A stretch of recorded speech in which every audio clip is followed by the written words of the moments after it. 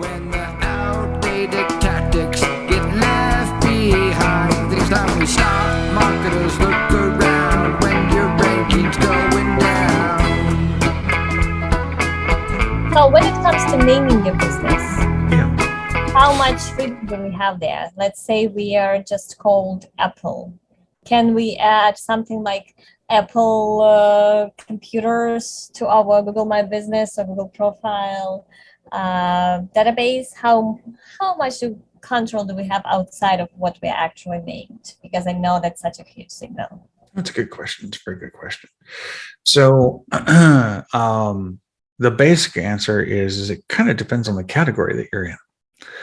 So if you're in what is considered a duress category, a duress category means it is open and susceptible to a lot of spam.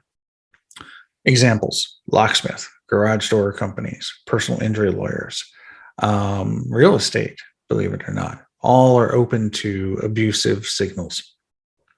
So if you have a name on your Google business profile that is, Ann's real estate company of San Diego, California, right?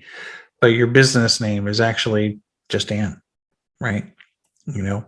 So then now you are absolutely adding descriptors into your name that do not match your real world data. So going back to what we talked about earlier, right? Real world data. You should be accurately representing your business as it is represented in the real world. What does that mean?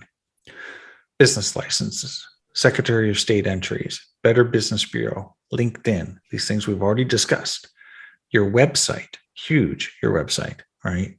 If the information does not match in your Google business profile as it does on your website, you basically can face a suspension, period. Google doesn't trust you, and Google will never trust you. So in this case, you are guilty until proven innocent. And so we've seen a lot of businesses over the past 2 years, and I'm partially at fault for this, that have, well, actually 3 years, that have gone ahead and rebranded their entire company from A to Z because they want keywords in their business name. And by the way, it's important. It's actually valuable. It really is. It might cost you like 30 grand to do an entire rebrand, depending on the size of your company, or even say 2 grand for a smaller company. But the number of leads that you're going to get is going to be amazing. So it's absolutely worth it. I have one client, they've got 6 offices. They're a personal injury attorney out of Florida. And they cover from Orlando down to, I think, Miami or Boca Raton or something like that. I don't know. Anyway, but they've got huge buildings that they own, and they put up across the top the name of their firm, Personal Injury Lawyers. So they redid expensive signage. Well, I'm wondering a couple things with our business. Like, we're actually, the corporate name is different. I think the corporate name is Find Your Dreams Inc. We DBA is Internet Marketing Ninjas. Yep. And we very rarely mention the corporate name, if ever. I guess that's thing number one. And so as I'm asking a question about that, another thing, when COVID hit, we left the office and we all work from home now. Yeah. And I've been afraid to remove the office because there really is none. So on our website, we say, we used to be at, but please don't send any mail here. Yeah. Here's the address. I'm afraid to do anything to change anything.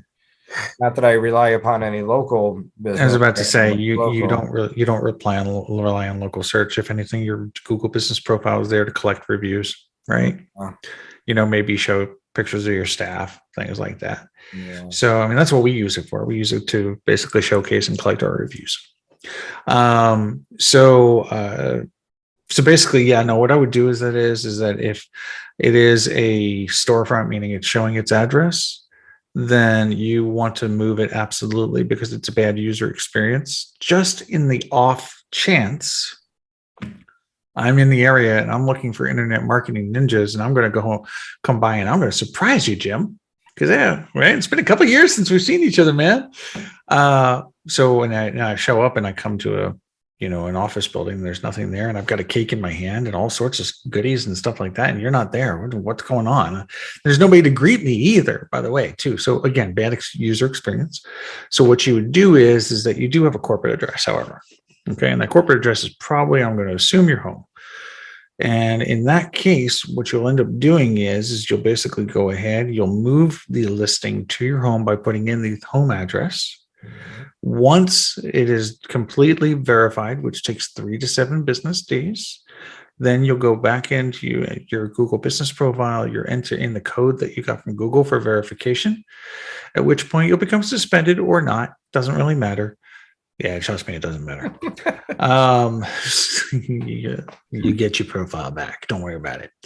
But even if it does or doesn't happen, doesn't matter. Then you get the postcard and you go ahead and you clear your address because it's a home and you don't have signage and people don't come there. And Google doesn't want your personal identifiable information online anyway. So that's how you would basically handle that scenario. Gotcha. Look